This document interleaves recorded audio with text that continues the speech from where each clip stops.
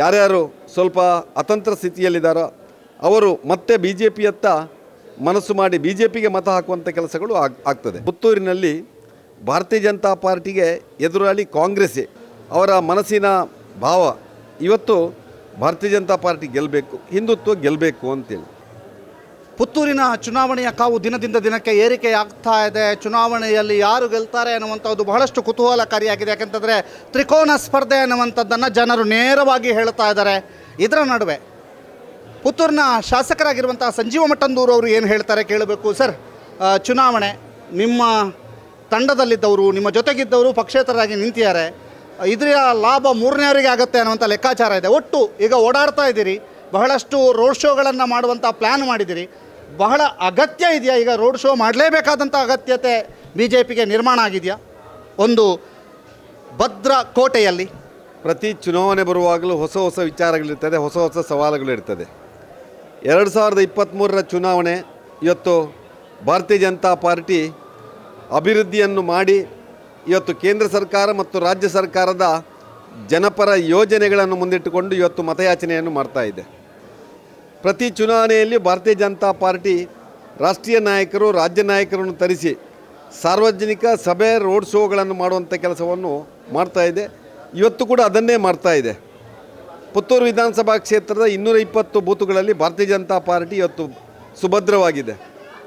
ಕಳೆದ 4 ವರ್ಷದಿಂದ ನಮ್ಮ ಸಮಿತಿ, ಬೂತ್ ಸಮಿತಿ, ಶಕ್ತಿ ಕೇಂದ್ರ ಮತ್ತು ಮಂಡಲ ಸಮಿತಿ ಸಕ್ರಿಯವಾಗಿ ಕೆಲಸ ಮಾಡಿ ಇವತ್ತು ಪುತ್ತೂರು ವಿಧಾನಸಭಾ ಕ್ಷೇತ್ರದಲ್ಲಿ 31 ಪಂಚಾಯಿತಿಯಲ್ಲಿ 25 ಪಂಚಾಯತ್, ವಿಟ್ಲ ಪಟ್ಟಣ ಪಂಚಾಯತ್, ಪುತ್ತೂರು ನಗರಸಭೆ ಭಾರತೀಯ ಜನತಾ ಪಾರ್ಟಿಯ ಆಡಳಿತದಲ್ಲಿದೆ. ನಮ್ಮ ಕಾರ್ಯಕರ್ತರು, ನಮ್ಮ ಜನಪ್ರತಿನಿಧಿಗಳು, ನಮ್ಮ ಸಹಕಾರಿ ಸಂಘದ ನಿರ್ದೇಶಕರು ಇವತ್ತು ಆ ಪಕ್ಷದ ಜೊತೆ ಸೇರಿಕೊಂಡು ಇವತ್ತು ಬೂತ್ ಕಾರ್ಯದಲ್ಲಿ ತಮ್ಮನ್ನು ತೊಡಗಿಸಿಕೊಂಡಿದ್ದಾರೆ. ನಾನು ಮಾಡಿದಂಥ ಆ 1600 ಕೋಟಿ ಅನುದಾನ ಇವತ್ತು ಮಾತಾಡ್ತಾ ಇದ್ದೆ, ಕೆಲಸ ಮಾತಾಡ್ತಾ ಇದೆ, ಜನ ಮಾತಾಡ್ತಾ ಇದ್ದಾರೆ. ಅದೇ ಮುಂದಿನ ಚುನಾವಣೆಯಲ್ಲಿ ಮತವಾಗಿ ಪರಿವರ್ತನೆಯಾಗಿ ನಮ್ಮ ಅಭ್ಯರ್ಥಿ ಆಶಾ ತಿಮ್ಮಪ್ಪರನ್ನು ಗೆಲ್ಲಿಸುವಂಥ ಸಂಗತಿಯನ್ನು ಮಾಡ್ತಾ ಇದ್ದಾರೆ. ಪುತ್ತೂರು ವಿಧಾನಸಭಾ ಕ್ಷೇತ್ರದಲ್ಲಿ ನಾನು 89ರಿಂದ ಎಲ್ಲ ವಿಧಾನಸಭಾ ಕ್ಷೇತ್ರದಲ್ಲಿ ಸಕ್ರಿಯವಾಗಿ ದುಡಿಸಿಕೊಂಡವ. ನಮ್ಮಲ್ಲಿ ಕಾಂಗ್ರೆಸ್, ಬಿ ಜೆ ಪಿ ಹೊರತು ಯಾವುದೇ ಬೇರೆ ಅಭ್ಯರ್ಥಿಗಳಿರುವುದಿಲ್ಲ. ನೇರ ಹಣಹಾನಿ. ನಮಗೆ ಬಿ ಜೆ ಪಿಗೆ ಇವತ್ತು ಎದುರಾಳಿ ಕಾಂಗ್ರೆಸ್ಸೇ. ಕಳೆದ 4-5 ಚುನಾವಣೆಯಲ್ಲಿ ಕೂಡ ಕಾಂಗ್ರೆಸ್ಸೇ ನಮಗೆ ಎದುರಾಳಿ. ಇವತ್ತು ಕೂಡ ಕಾಂಗ್ರೆಸ್ಸೇ ಎದುರಾಳಿ. ಇವತ್ತು ಆ ಕಾಂಗ್ರೆಸ್ ಎದುರಾಳಿಯನ್ನು ಸಮರ್ಥವಾಗಿ ಎದುರಿಸುವಂಥ ಶಕ್ತಿ ಇವತ್ತು ಭಾರತೀಯ ಜನತಾ ಪಾರ್ಟಿಗಿದೆ. ಇವತ್ತು ವ್ಯಾಪಕವಾಗಿ ನಾವು ಬೂತ್ಗಳಿಗೆ ಹೋದಾಗ ಬೂತಲ್ಲಿ ಇವತ್ತು ಆಶಾ ತಿಮ್ಮಪ್ಪರ ಪರವಾದಂಥ ಒಂದು ಅಲೆ ಇದೆ, ಬಿ ಜೆ ಪಿ ಅಲೆ ಇದೆ. ನರೇಂದ್ರ ಮೋದಿಯವರ ಕಾರ್ಯಕ್ರಮಗಳು, ಯಡಿಯೂರಪ್ಪರವರ ಕಾರ್ಯಕ್ರಮಗಳು, ಇವತ್ತು ಬಸವರಾಜ ಬೊಮ್ಮಾಯಿಯವರ ಕಾರ್ಯಕ್ರಮಗಳು, ಸ್ಥಳೀಯ ಶಾಸಕನಾಗಿ ಸಂಜೀವ ಮಠಂದೂರು ಮಾಡಿದಂಥ ಆ ಅಭಿವೃದ್ಧಿ ಕಾರ್ಯಕ್ರಮಗಳು ಇವತ್ತು ಜನರ ಆ ಮನೆ ಮಾತಾಗಿದೆ. ಜನ ಆ ಎಲ್ಲ ಕೆಲಸ ಕಾರ್ಯಗಳನ್ನು ನೋಡಿ, ಅದರಲ್ಲಿ ವಿಶೇಷವಾಗಿ ಕೋವಿಡ್ ಸಂದರ್ಭದಲ್ಲಿ ಭಾರತೀಯ ಜನತಾ ಪಾರ್ಟಿಯ ನೇತೃತ್ವದ ಕೇಂದ್ರ ಸರ್ಕಾರ, ರಾಜ್ಯ ಸರ್ಕಾರ, ಸ್ಥಳೀಯವಾಗಿ ನಾವೆಲ್ಲ ಮಾಡಿದಂಥ ಕೆಲಸವನ್ನು ಜನ ಇವತ್ತು ಸ್ಮರಿಸುವಂಥ ಕೆಲಸ ಆಗ್ತಾಯಿದೆ. ನೀವು ಕಳೆದ 2-3 ದಿನಗಳಿಂದ 2 ಸ್ಪೀಚ್ ವೈರಲ್ ಆಗ್ತಾ ಇದೆ. ಒಂದು ಕಲ್ಲಡ್ಕ ಪ್ರಭಾಕರ್ ಭಟ್ ಅವರು ಹೇಳಿರುವಂಥದ್ದು, ಒಂದು ಪ್ರಸಾದ್ ಭಂಡಾರಿ ಅವರು ಹೇಳಿರುವಂಥದ್ದು. ಇಲ್ಲಿ ಕಾರ್ಯಕರ್ತರಿಗೆ ಇದೇನಾ ಬೆಲೆ ಅನ್ನುವಂಥದ್ದು ಸಾಮಾಜಿಕ ಜಾಲತಾಣದಲ್ಲಿ ಚರ್ಚೆ ಆಗ್ತಿದೆ. ಹೋದಲ್ಲಿ ಬಂದಲ್ಲಿ ಜನ ಮಾತಾಡ್ತಿದ್ದಾರೆ. ಇದು ನಿಮಗೆ ಮೈನಸ್ಸು ಪ್ಲಸ್ಸು? ಇವತ್ತು ಯಾವುದೋ ವಿಚಾರವನ್ನಿಟ್ಟುಕೊಂಡು ಅದನ್ನು ಅಪಪ್ರಚಾರ ಮಾಡುವಂಥ ಕೆಲಸವನ್ನು ಮಾಡ್ಬೋದು. ನಮ್ಮ ಹಿರಿಯರು, 2 ಡಾಕ್ಟ್ರುಗಳು, ಪಕ್ಷದಲ್ಲಿ ಮತ್ತು ಸಂಘಟನೆಯಲ್ಲಿ ಹಿಂದುತ್ವಕ್ಕೆ 16 ವರ್ಷ ದುಡಿದಂಥ ಅನುಭವ ಇರುವವರು, ನಮ್ಮಂಥವರನ್ನು ಈ ಹಂತಕ್ಕೆ ಬೆಳೆಸಿದವರು ಇವತ್ತು ತಮ್ಮ ಆ ಮನಸ್ಸಿನ ಮಾತುಗಳನ್ನು ಹೇಳಿದ್ದಾರೆ. ಅವರ ಮನಸ್ಸಿನ ಭಾವ ಇವತ್ತು ಭಾರತೀಯ ಜನತಾ ಪಾರ್ಟಿ ಗೆಲ್ಲಬೇಕು, ಹಿಂದುತ್ವ ಗೆಲ್ಲಬೇಕು ಅಂತೇಳಿ ಅದನ್ನು ಅಪಾರ್ಥ ಮಾಡಿಕೊಂಡು ಇವತ್ತು ಈ ಜನಮಾನಸದಲ್ಲಿ, ಸೋಷಿಯಲ್ ಮೀಡಿಯಾದಲ್ಲಿ ಬಿಟ್ಟಾಗ ಖಂಡಿತ ಜನ ಅದಕ್ಕೆ ತಲೆ ಕೆಡಿಸಿಕೊಳ್ಳೋದಿಲ್ಲ. ಅದರ ಬಗ್ಗೆ ಇನ್ನು ಯಾವುದೇ ಇವತ್ತು ಸಾಮಾನ್ಯ ಮತದಾರ ಅದರ ಬಗ್ಗೆ ಯೋಚನೆ ಮಾಡದೆ ಬಿ ಜೆ ಪಿಯ ಬಗ್ಗೆ ಯೋಚನೆ ಮಾಡ್ತಾನೆ. ಪ್ರಸಾದ್ ಭಂಡಾರಿ ಅವರು ಮಾತಾಡ್ತಾ ಒಂದು ಮಾತನ್ನು ಹೇಳ್ತಾರೆ, ಈ ಬಾರಿ 6 ತಿಂಗಳ ಹಿಂದೆಯೇ ನಾನು ಸಂಜೀವ ಮಠಂದೂರು ಅವರಿಗೆ ಟಿಕೆಟ್ ಕೊಡೋ ವಿಚಾರದಲ್ಲಿ ನನ್ನದು ಅಪಸ್ವರ ಇತ್ತು, ನಾನು ಅವರಿಗೆ ಟಿಕೆಟ್ ಕೊಡಬೇಡಿ ಅಂತಲೇ ಬರೆದಿದ್ದೆ ಅಂತ. ನಿಮಗೆ ಗಮನಕ್ಕೆ ಬಂತ? ನೀವೇನಾದರೂ ಅವರ ಬಗ್ಗೆ, ಅವರ ಜೊತೆಗೆ ಈ ಬಗ್ಗೆ ಮಾತನಾಡಿದ್ರಾ?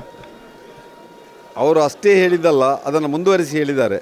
ಅದನ್ನು ಸರಿಪಡಿಸಿಕೊಂಡು ಅವರೇ ಮತ್ತೆ ಚುನಾವಣೆಗೆ ಸ್ಪರ್ಧೆ ಮಾಡಬಹುದು ಕೂಡ ಹೇಳಿದ್ದಾರೆ. ಆ ತಪ್ಪು ಯಾವುದು ಸರ್? ಒಬ್ಬ ಜನಪ್ರತಿನಿಧಿ ಸಾರ್ವಜನಿಕವಾಗಿ ಕೆಲಸ ಕಾರ್ಯಗಳನ್ನು ಮಾಡುವಾಗ ಕೆಲವೊಂದು ಅಭಿವೃದ್ಧಿ ಕಾರ್ಯಕ್ರಮಗಳಿರ್ಬೋದು, ಕೆಲವರು ವ್ಯಕ್ತಿಗತ ಕಾರ್ಯಕ್ರಮಗಳಿರ್ಬೋದು, ಇಂಥ ಸಂದರ್ಭದಲ್ಲಿ ಕೆಲವು ವ್ಯತ್ಯಾಸಗಳಾಗ್ಬೋದು. ಅದನ್ನು ಸರಿಪಡಿಸಿಕೊಂಡು ಹೋಗುವಂಥದ್ದು ನಮ್ಮೆಲ್ಲರ ಕರ್ತವ್ಯ. ಆ ವಿಚಾರವನ್ನು ಅವರು ಹೇಳಿರ್ಬೋದು. ಯೋಗಿ ಬರುವಂಥ ಕಾರ್ಯಕ್ರಮ ಬಹಳ ನಿರೀಕ್ಷೆ ಇದೆ ಪುತ್ತೂರಿನಲ್ಲಿ. ಯೋಗಿಯವರು ಬರ್ತಾರೆ, 6ನೇ ತಾರೀಕು ರಂಗೇರ್ತಾ ಇದೆ ಚುನಾವಣೆ, ಮತ್ತು 4 ದಿನ ಇರೋದು. ಯೋಗಿ ಬರುವ ಕಾರ್ಯಕ್ರಮಕ್ಕೆ ಯಾವ ರೀತಿಯಾಗಿ ತಯಾರಿಯಾಗಿದೆ? ಪುತ್ತೂರಿಗೆ ಅಮಿತ್ ಶಾ ಬಂದು ಹೋಗಿದ್ದಾರೆ. ಪ್ರತಿ ಚುನಾವಣೆಯಲ್ಲಿ ಕೂಡ ರಾಷ್ಟ್ರೀಯ ನಾಯಕರನ್ನು ನಾವು ತರ್ತೇವೆ. ಅದೇ ರೀತಿಯಲ್ಲಿ ಯೋಗಿ ಆದಿತ್ಯನಾಥ್ ಕೂಡ ಪುತ್ತೂರಿಗೆ ಬರ್ತಾರೆ. ಅವರು ಪುತ್ತೂರಿಗೆ ಬರಬೇಕಾದ್ರೆ ಪುತ್ತೂರು, ಸುಳ್ಯ, ಬೆಳ್ತಂಗಡಿ, ಬಂಟ್ವಾಳ ಈ 4 ವಿಧಾನಸಭಾ ಕ್ಷೇತ್ರದ ನಮ್ಮೆಲ್ಲ ಕಾರ್ಯಕರ್ತರು ಸಾರ್ವಜನಿಕರನ್ನು ಉದ್ದೇಶಿಸಿ ಮಾತಾಡಿ ಮತ್ತೊಮ್ಮೆ ಕಾರ್ಯಕರ್ತರಿಗೆ ಸ್ಫೂರ್ತಿ ತುಂಬಿಸುವ ಜೊತೆಯಲ್ಲಿ ಇವತ್ತು ದೇಶದ ಆ ಒಂದು ವಿಚಾರವನ್ನು ಕೂಡ ಸಾರ್ವಜನಿಕರಿಗೆ ತಲುಪಿಸುವಂಥ ಕೆಲಸವನ್ನು ಮಾಡ್ತಾ ಇದ್ದಾರೆ. ಯೋಗಿ ಆದಿತ್ಯನಾಥ ಬಂದ ಮೇಲೆ ಬಹುಶಃ ಮತ್ತಷ್ಟು ಭಾರತೀಯ ಜನತಾ ಪಾರ್ಟಿಗೆ ಮತ್ತಷ್ಟು ನಮ್ಮ ಕಾರ್ಯಕರ್ತರಿಗೆ ಸ್ಫೂರ್ತಿ ಬಂದು ಖಂಡಿತ ಮತ್ತೆ ನಮ್ಮ ಮತ ಹೆಚ್ಚಾಗುವಂಥ ಸಂಗತಿ ಇದೆ. ಮತ್ತು ನಮ್ಮ ಯಾರ್ಯಾರು ಸ್ವಲ್ಪ ಅತಂತ್ರ ಸ್ಥಿತಿಯಲ್ಲಿದ್ದಾರೋ ಅವರು ಮತ್ತೆ BJPಯತ್ತ ಮನಸ್ಸು ಮಾಡಿ BJPಗೆ ಮತ ಹಾಕುವಂಥ ಕೆಲಸಗಳು ಆಗ್ತದೆ. ಈ ಸಂದರ್ಭದಲ್ಲಿ ಪಕ್ಷೇತರ ಅಭ್ಯರ್ಥಿ ಮೋದಿಯ ಜಪ ಮಾಡ್ತಾ ಇದ್ದಾರೆ, ಪಕ್ಷೇತರ ಅಭ್ಯರ್ಥಿ ಯೋಗಿಯನ್ನು ಕೂಡ, ಯೋಗಿಯವರ ಆದರ್ಶವನ್ನು ನನ್ನೊಟ್ಟಿಗೆ ಇಟ್ಟುಕೊಂಡಿದ್ದೇನೆ ಅಂತ ಹೇಳ್ತಾರೆ, BJPಗೆ ಸಪೋರ್ಟ್ ಮಾಡ್ತೇನೆ ಅಂತ ಹೇಳ್ತಾರೆ. ಹೀಗಿರುವಾಗ ಅಲ್ಲಿದ್ದವರು ಅತಂತ್ರರು ಹೇಗೆ ಬದಲಾಗೋದು? BJPಯ ಕಮಲದ ಚಿಹ್ನೆಗೆ ಓಟ್ ಹಾಕುವವರನ್ನು ನಾವು BJP ಅಂತ ಹೇಳ್ತೇವೆ. ಮೋದಿಯ ಪಾರ್ಟಿ, ಮೋದಿ ಆಯ್ಕೆ ಮಾಡಿದಂಥ ಅಭ್ಯರ್ಥಿಗೆ ಓಟ್ ಹಾಕೋರನ್ನು ನಾವು BJP ಅಂತ ಹೇಳ್ತೇವೆ. ಅದರ ಜೊತೆಯಲ್ಲಿ ಇವತ್ತು ಪುತ್ತೂರಿನಲ್ಲಿ ಭಾರತೀಯ ಜನತಾ ಪಾರ್ಟಿಗೆ ಎದುರಾಳಿ ಕಾಂಗ್ರೆಸ್ಸೇ, ನಮಗೆ ಬೇರೆ ಯಾರೂ ಎದುರಾಳಿ ಇಲ್ಲ. ಆದ್ದರಿಂದ BJPಯೇ, ಕಾಂಗ್ರೆಸ್ಸೇ. ಇಬ್ಬರ ಜಗಳ 3ನೇವನಿಗೆ ಲಾಭ ಆಗ್ತದೆ ಅಂತ ಲೆಕ್ಕಾಚಾರ ಕ್ಷೇತ್ರದಲ್ಲಿದೆ.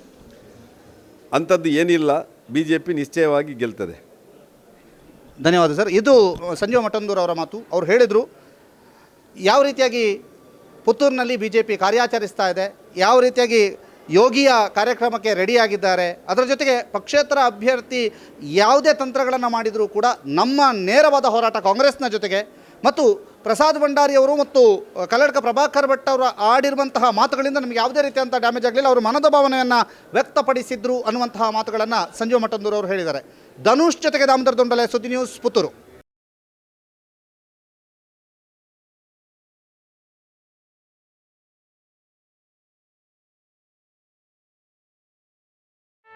ಸುದ್ದಿ ಚಾನಲ್, ಕ್ಷಣ ಕ್ಷಣದ ಸುದ್ದಿಗಾಗಿ.